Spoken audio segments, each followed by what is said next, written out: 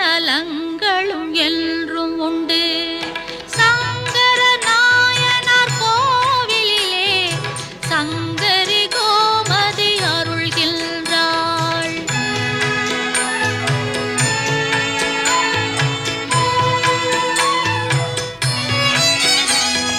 சங்கர நாரண திருக்கோலம் சங்கரி கோமதி தவக்கோலம். சங்கர நாரண திருக்கோலம் சங்கரி கோமதி தவக்கோலம். மங்களம் தந்திடும் எழிற்கோலம் மங்கையர் வாழ்வில் சுபயோகம். மஞ்சள் முகத்தில் ஒளி இருக்கும் தஞ்சம் என்றால் வழி பிறக்கும். மஞ்சள் முகத்தில் ஒளி இருக்கும் தஞ்சம் என்றால் வழி பிறக்கும்.